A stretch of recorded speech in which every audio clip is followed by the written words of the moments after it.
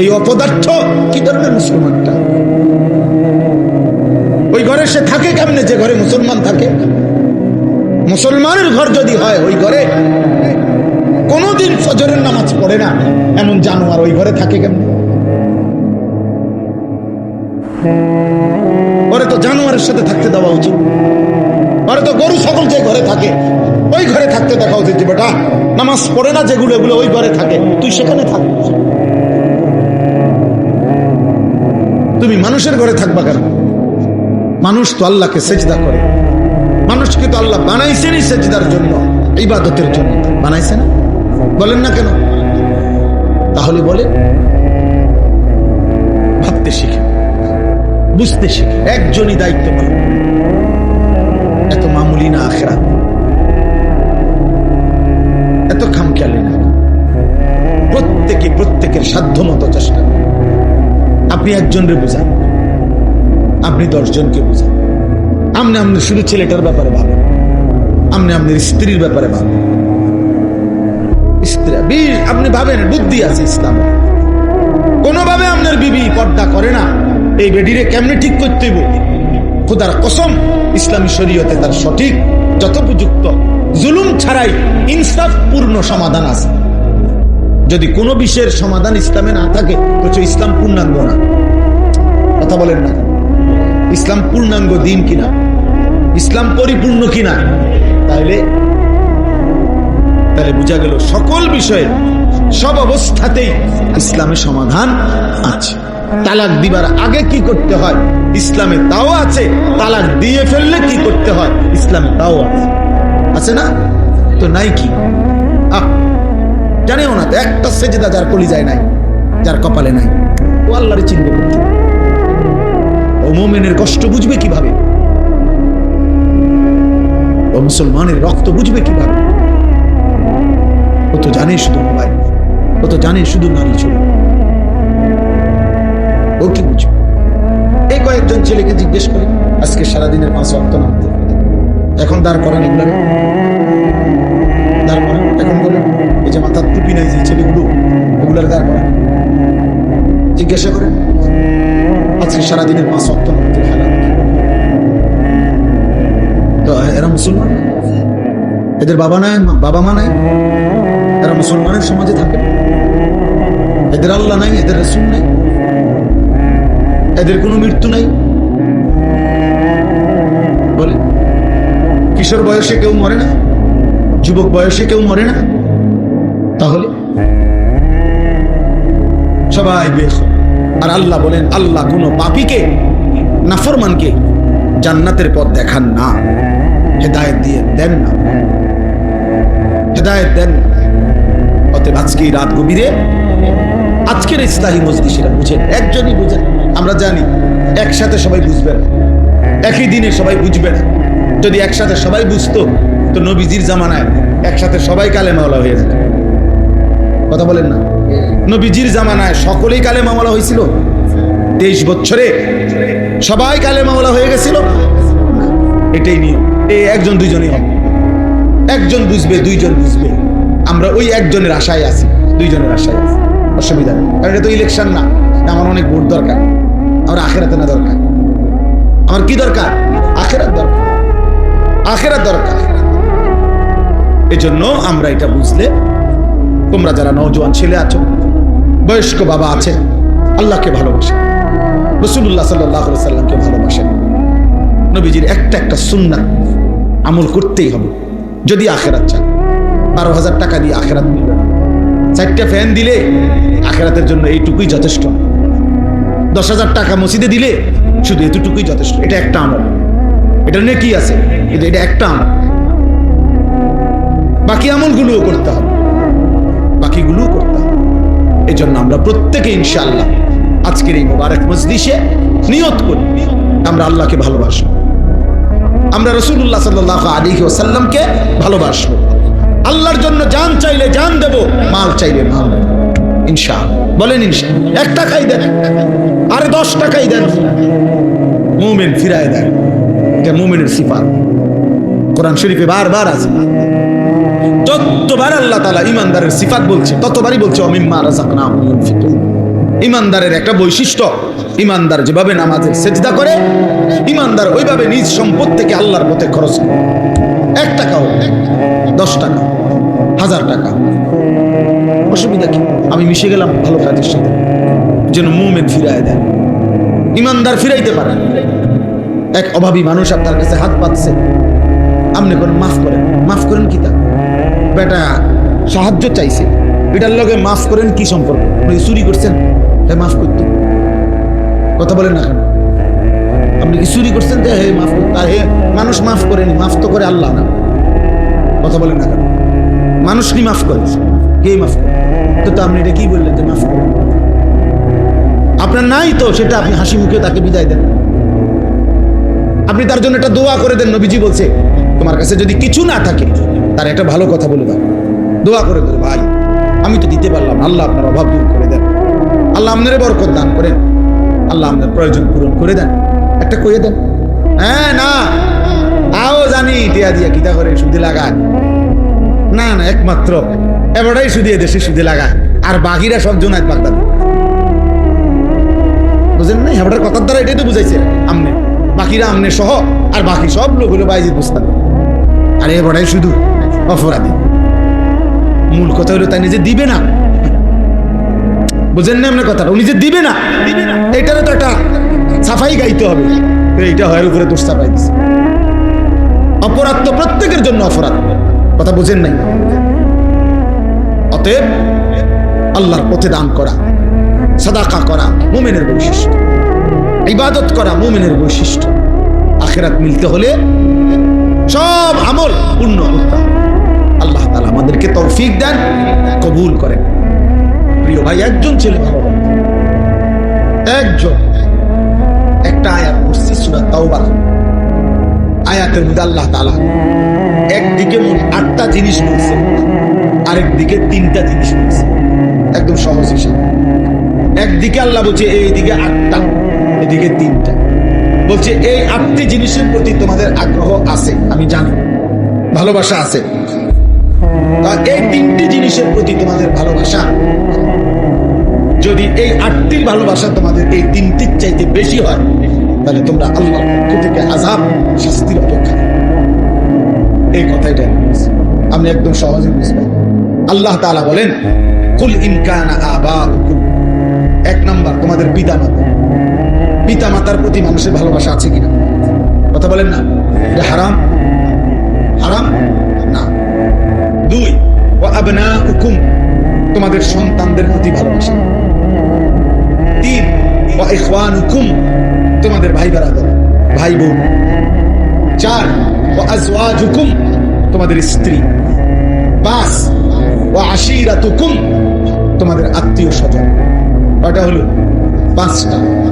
তোমাদের বাবা মা, তোমাদের সন্তানাদি, তোমাদের ভাই বেরাদর, তোমাদের স্ত্রী, তোমাদের আত্মীয় স্বজন।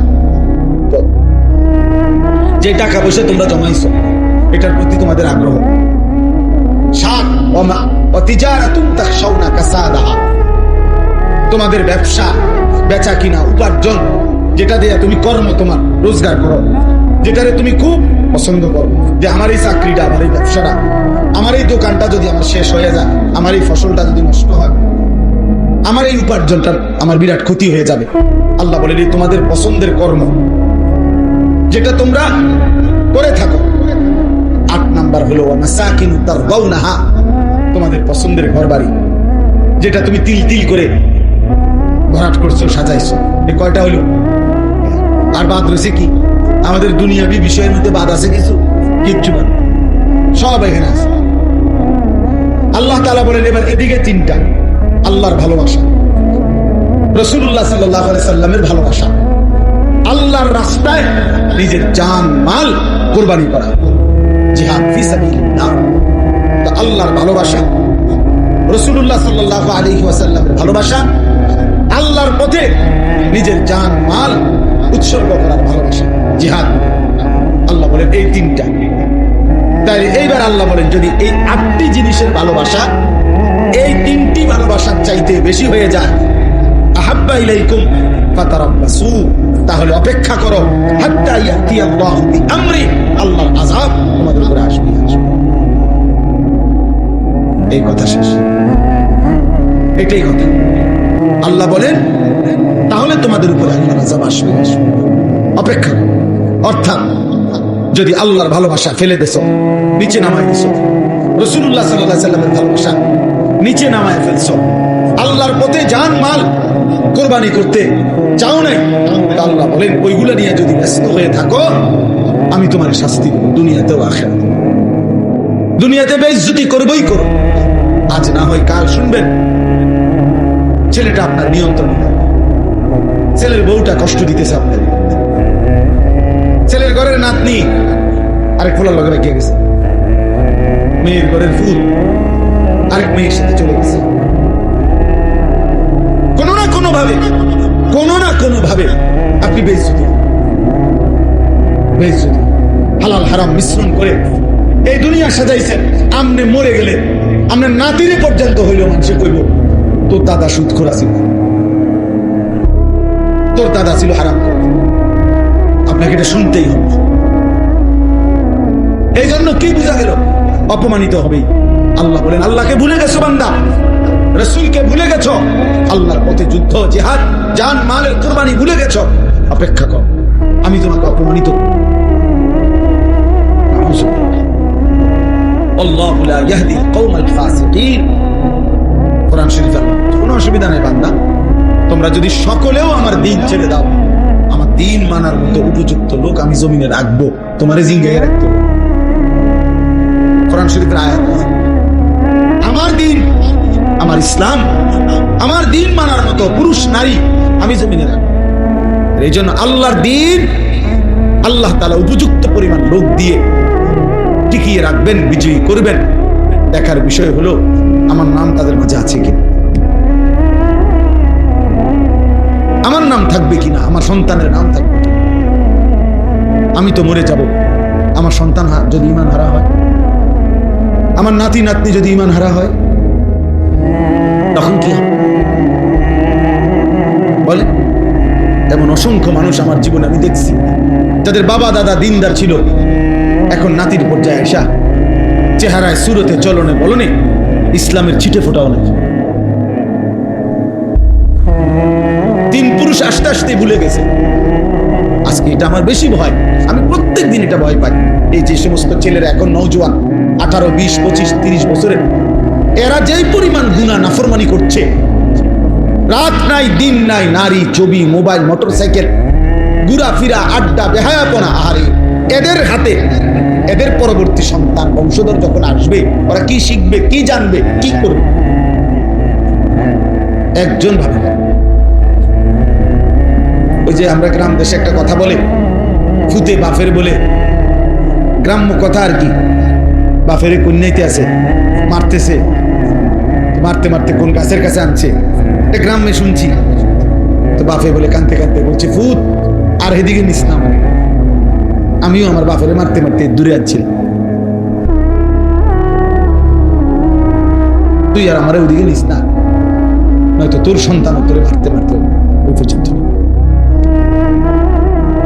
এই জন্য মনে রাখো যুবক, এই বেইজ্জতি আল্লাহর নাফরমানির শোধ তোমার সন্তান দিবে, তোমার জেনারেশন। তোমার আল্লাহ যদি মাফ না করে, যদি তওবা না করে, যদি ফিরে না আসে, আল্লাহ আমাদেরকে মাফ করে দেন। 1450 বছর আগে নবীজি বলছেন, একটা সময় আসবে আমার উম্মত সংখ্যায় হবে অনেক, কিন্তু সাগরের ঢেউয়ে খড়কুটা যেভাবে ভেসে যায়, আল্লাহ নবী বলছেন আমার উম্মত সংখ্যা গরিষ্ঠ অনেক হওয়া সত্ত্বেও সাগরের ঢেউয়ে খড়কুটার মতো এভাবে হারিয়ে যায়। গুসাউন কা গুসাইস সাইল, আল্লাহ নবী সাল্লাল্লাহু আলাইহি ওয়াসাল্লাম বলেছেন। নবীজি বলছে, শোনো বেটা, ইউশিকুল উমামু আন তাদাআ আলাইকুম কামা তাদাআ আল আকালাতু ইলা কাসআতিহা। হাদিস। নবীজি বলছেন একটা সময় আসবে আমার উম্মত এমন হবে যে তাদেরকে হত্যা করার জন্য কাফেররা একদল আরেক দলকে এভাবে ডাকাডাকি করবে, যেভাবে দস্তরখানে মানুষ খানার জন্য অনেককে ডাকাডাকি করে। ভাই আপনি বসেন, আইন আমার লোক বসেন, ভাই দিতে বসেন, দিতে। মানুষ যেরকম দস্তরখানে খাবারের জন্য একে অপরকে ডাকাডাকি করে, আমার উম্মতের ইমানদার উম্মতকে হত্যা করার জন্য কাফের এভাবে একদল আরেক দলকে ডাকাডাকি। খোদার কসম এটা হাদিস। মুসলমানের সন্তান 4টা সূরা শুদ্ধ পড়তে পারে। মুসলমানের সন্তান ওযু নামাজের ফরজটুকু আদায় করতে পারে। শুক্রবারে আসে আর কি, আমরা বুঝি না, মসজিদে ঢোকে বাইরে তামসা আর কি এর নামাজ পারলে না পড়তে হবে, পারলে না পড়তে হবে।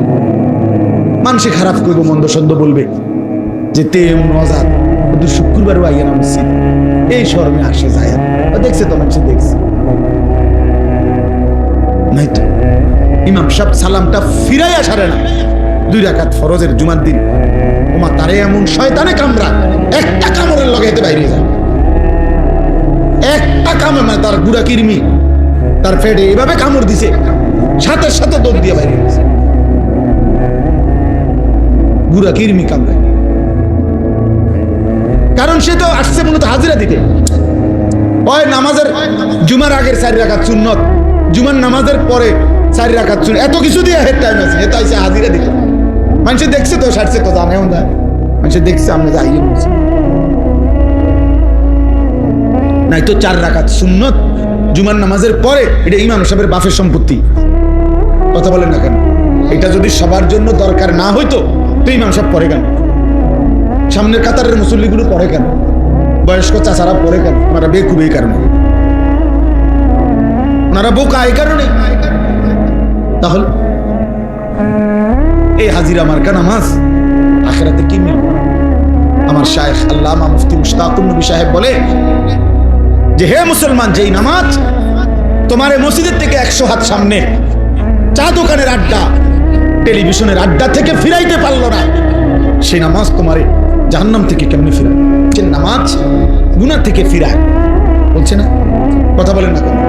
নামাজ গুনাহ থেকে ফিরায় কিনা? আল্লাহ বলছে কিনা ইন্নাস সালাতা তানহা আনিল ফাহশাই ওয়াল মুনকার। তাহলে এখন নামাজ যদি গুনাহ থেকে না ফিরায়, তাহলে বোঝা গেল আল্লাহর কথা, আল্লাহর কথা কোনটা? আপনার কথা সঠিক না আল্লাহর কথা সঠিক? তাইলে নিশ্চয় আমার নামাজের ত্রুটি, নিশ্চয় আমার সেজদাতে ত্রুটি। এই জন্য যারা নামাজ পড়ে না তারা তো পড়েই না, আর যারা পড়ে অথচ গুনাহ থেকে বাঁচে না, আপনি খবর নিলে যাচাই করলে দেখবেন তাদের নামাজের মধ্যে শত শত গুণ। এই কারণে ওই নামাজের ওই শক্তি আসে না যে শক্তিতে তাকে গুনাহ থেকে ফেরা। এই জন্য যারা আবার নামাজ পড়ে, আপনাদেরকে বললাম ওযু নামাজ ঠিক করেন। একজন আলেমের সাথে সম্পর্ক ছাড়া আখিরাতের জীবন সুন্দর হবে। নিজে নিজে মাতবরি করলে হইতো না, ওলামায়ে কেরামের কাছে আসতেই হবে, আলেমে দ্বীনের কাছে আসতেই হবে, আল্লাহকে ভালোবাসতেই হবে, প্রিয় নবী সাল্লাল্লাহু আলাইহি সাল্লামকে ভালোবাসতেই হবে।